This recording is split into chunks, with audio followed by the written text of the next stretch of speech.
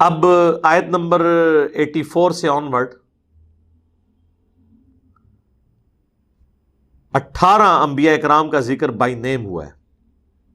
قرآن حکیم میں انبیاء کے ناموں کا یہ سب سے بڑا گلدستہ ہے، بائی نیم 18 انبیاء اکرام کا ذکر۔ حضرت ابراہیم علیہ السلام کو بھی بیچ میں شامل کر لیں، جو پیچھے سے بات سٹارٹ ہوئی ہے، تو 19 ہو گئے، اور اینڈ پہ جا کے اللہ نے پھر کانٹے کی بات کی ہے اس لیول پہ اتر کے کہ یہ سارے انبیاء بھی اگر شرک کرتے ہوتے نا تو ہم ان کے اعمال بھی برباد کر دیتے، ناموں کے ساتھ ذکر کیا۔ اگر انبیاء کے بارے میں یہ بات ہو رہی ہے کہ وہ بھی شرک کرتے ہوتے تو ان کے اعمال بھی برباد کر دیے جاتے، تو بابے تو شاہی کوئی نہیں۔ میٹھے انداز میں اب ذرا زور سے نہیں بول رہا، سنیں۔ وَوَهَبْنَا لَهُ إِسْحَاقَ، اور ہم نے ابراہیم کو اسحاق عطا کیے، وَيَعْقُوب، اور آگے اسحاق کا بیٹا یعقوب، کُلًّا ہدینا، ہم نے سب کو ہدایت دی تھی، وَنُوحًا ہدینا من قبل، اور اس سے پہلے نوح علیہ السلام بھی گزرے، وہ بھی اللہ کی طرف سے ہدایت پر تھے، وَمِن ذُرِّيَّتِهِ، اور نوح کی ہی اولاد میں داود علیہ السلام، وَسُلَيْمَانَ وَأَيُّوب، اور سلیمان اور ایوب، وَيُوسُفَ وَمُوسَى، اور یوسف اور موسیٰ، وَہارون، اور ہارون علیہ السلام۔ اچھا، اب یہ ترتیب نہیں ذکر ہوئی اس میں، یہ ذہن میں رکھیے گا۔ اس طریقے سے اگر آپ مطلب وہ دیکھیں نا، حضرت اسحاق کا ذکر پہلے آیا ہے، نوح علیہ السلام کا ذکر بعد میں آیا ہے، اس طریقے سے باقی انبیاء کرام کا بھی۔ حضرت داؤد اور سلیمان کا ذکر پہلے آ گیا، یوسف علیہ السلام کا بعد میں آیا، حالانکہ یوسف علیہ السلام زمانی ترتیب میں پہلے ہیں۔ وَكَذَلِكَ نَجْزِي الْمُحْسِنِينَ، اور اسی طریقے سے ہم بدلہ دیتے ہیں، جزا دیتے ہیں نیکوکاروں کو۔ وَزَكَرِيَّا، اور زکریا علیہ السلام، وَيَحْيَا، اور یحییٰ ان کے بیٹے جو تھے، وَعِیسیٰ وَإِلیاس، اور عیسیٰ اور الیاس، کُلٌّ مِّنَ الصَّالِحِینَ، یہ سب اللہ کے نیکوکار بندوں میں شامل تھے۔ وَإِسماعیل، اور اسماعیل علیہ السلام، وَالْيَسَعَ، اور یسع، وَيُونُسَ وَلُوطَ، اور یونس علیہ السلام اور لوط علیہ السلام۔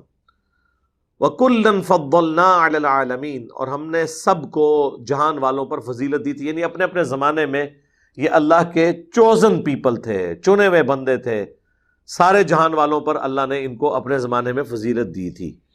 وَمِنْ آبائِهِمْ، اور ان کے باپ دادا بھی، وَذُرِّيَّاتِهِمْ، اور ان کی اولاد بھی، وَإِخْوَانِهِمْ، اور ان کے بھائی بھی، وَاجْتَبَيْنَاهُمْ، اور ہم نے چن لیا ان کو، وَهَدَيْنَاهُمْ، اور ہدایت دی ہم نے ان کو، إِلَى صِرَاطٍ مستقیم، سیدھے راستے کی طرف۔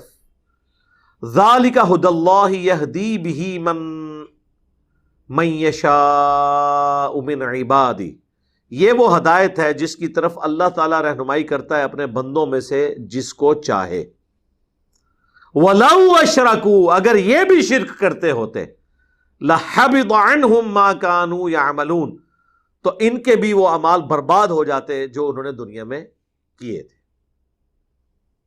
اب یہ بات سمجھانے کے لیے کہ شرک is the most sensitive issue in the sight of اللہ۔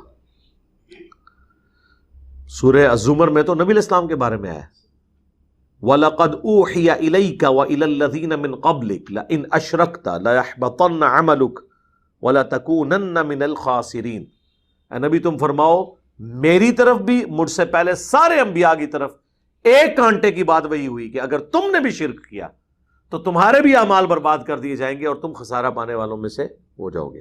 اگرچہ انبیاء نے شرک نہیں کیا، لیکن انبیاء اکرام کو سینٹرڈ کر کے ان کی قوموں تک یہ بات پہنچائی جاتی تھی تاکہ یہ پتہ چلے کہ انبیاء نے بھی اسی طریقے سے خدا کو فالو کرنا ہے جس طرح تم نے کرنا ہے، تاکہ انبیاء کو کوئی خدا نہ مان لے۔ یہ ہے اس کے پیچھے حکمت۔ اگر انبیاء کو ایڈریس نہیں کیا جائے گا تو انبیاء تو منی گاڈ بن جائیں گے۔ اور اس مضمون کو دیکھیں اللہ تعالیٰ نے کتنے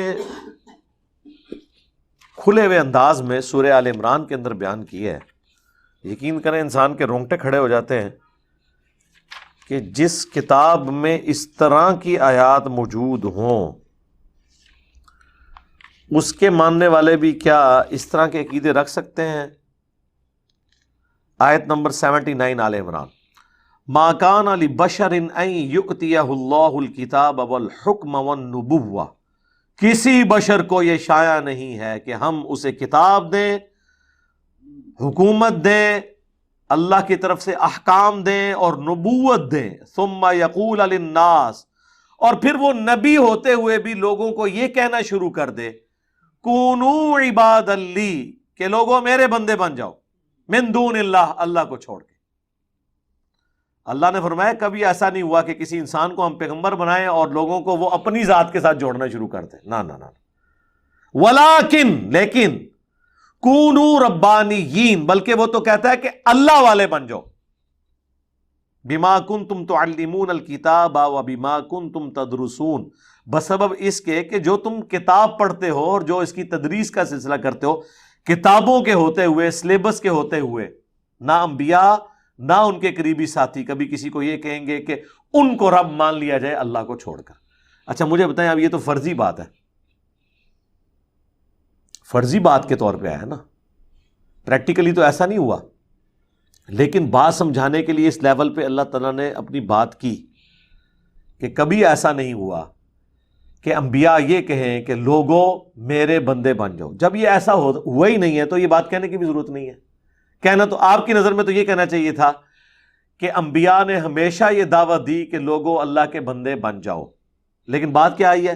کبھی ایسا نہیں ہوا کہ ہم کسی کو نبی بنائیں اور وہ لوگوں سے کہنا شروع کر دے کہ لوگوں میرے بندے بن جاؤ، بلکہ وہ یہ کہا کرتا تھا کہ لوگوں اللہ والے بن جاؤ۔ تو بات سمجھانے کے لیے بعض اوقات ایسی بات کرنی پڑتی، جس طرح میں نے کئی ایک ویڈیوز میں کہا کہ اللہ کے نبی علیہ السلام کوئی کاروبار اس امت کے حوالے نہیں کر کے گئے، بلکہ کتاب و سنت، کتاب اور اہل بیت اس امت کو دے کے گئے ہیں۔ تو لوگ کہتے ہیں جی یہ آپ نے جو جملہ بول دیا ہے یہ تو گستاخی ہوگی۔ بھئی میں نے تو یہ کہا کہ نہیں دے کے گئے، وہ کہتے ہیں نہیں آپ اس طرح بھی نہیں بول سکتے۔ لوٹی پھر یہاں پہ بھی آیا کہ کبھی ایسا نہیں ہوا کہ کسی کو ہم پیغمبر بنائیں اور وہ لوگوں سے کہے کہ لوگوں میری عبادت کرو۔ لاؤ فتویٰ اللہ ہوتے بھی سمجھانے کے لیے اس لیول پہ بعض اوقات اترنا پڑتا ہے۔ وما ہوا بالہزل، قرآن کوئی، اب یہ وہ لفظ میں بولنا نہیں چاہتا، اگر اس کا صحیح ترجمہ کیا جائے نا کہ یہ بکواسیات نہیں ہے، یہ پرپس فل کلام ہے۔ یہ کہیں گے یہ تو گستاخی ہو گئی ہے، بھی قرآن میں لکھی ہوئی ہے کہ قرآن ہزل نہیں ہے، یہ قول فصل ہے، یہ نبی شاعر نہیں ہے۔ وما علمناہ الشعر وما ينبغی لہ، تو جب کہہ دیے شاعر نہیں ہے تو نقل کفر نہ باشد، یہ نبی مجنون نہیں ہے۔ ما انت بنعمت ربک بمجنون، اے نبی تم اپنے رب کی رحمت سے پاگل نہیں ہو۔ تو یہ کہتے ہیں کہ وہ یہ تو نبی کو پاگل کہہ دیا، اور بھئی نہیں ہو کہا جا رہا ہے۔ یا کافروں کے ریفرنس سے کوئی بات بیان کی جائے، جس طرح سورۃ المنافقون کی آیت نمبر 8 میں آیا کہ یہ منافقین کہتے ہیں کہ جب ہم عزت والے مدینے واپس جائیں گے تو وہاں سے ذلیلوں کو نکال دیں گے۔ تو اللہ نے فرمایا کہ جان لو کہ عزت اللہ اس کے رسول اور اہل ایمان کے لیے، لیکن منافقین نہیں جانتے۔ منافقین نے اللہ کے نبی علیہ السلام کو اور صحابہ کو کہا تھا ذلیل، اللہ نے کہا یہ ذلیل نہیں ہے، یہ عزت والے ہیں۔ لیکن کافروں کا کلام نقل کر دیا اللہ نے کہ یہ کافر کہتے ہیں کہ جب ہم عزت والے مدینے میں داخل ہوں گے ان ذلیلوں کو نکال دیں گے۔ اب اگر یہ جملہ کوئی بول دے کہ منافق کہتے تھے کہ ہم مدینے میں جا کے ان ذلیلوں کو نکالیں گے، اور نبی علیہ السلام ان کے صحابہ کو وہ ذلیل کہتے تھے، جب یہ جملہ کوٹ کیا جائے گا تو ہم گنہگار نہیں ہوں گے۔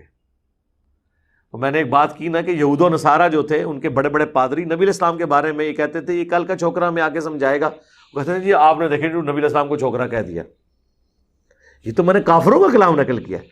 تو اب مجھے بتائیں یہود و نصارہ کا ایجنٹ کون ہوا جو کافروں کی تائید میں بات کر رہے ہیں؟ کیوں جی اجمل بھائی؟ اجمل بھائی کہتے ہیں ان کو کافروں کی اتنی فکر پڑ گئی ہے کہ یہ یہودیوں کا دفاع کر رہے ہیں، کہ یہودی کہتے تھے، انہوں نے یہودیاں دی عزت دی فکر پہ گئی ہے۔ تو یہ سمجھانے کا انداز یہی ہوتا ہے، جب کسی بات کو سم اپ کیا جاتا ہے نا تو اس کو پھر اسی انداز میں کیا جاتا ہے۔ کافروں کے ریفرنس سے جتنی باتیں ہیں ان کو سم اپ کر کے ایک انداز میں بیان کرنا۔ وہ بات یہاں سے شروع ہوئی تھی، اللہ تعالیٰ نے فرمایا کہ اگر یہ انبیاء بھی شرک کرتے ہم ان کے اعمال کو بھی برباد کر دیتے.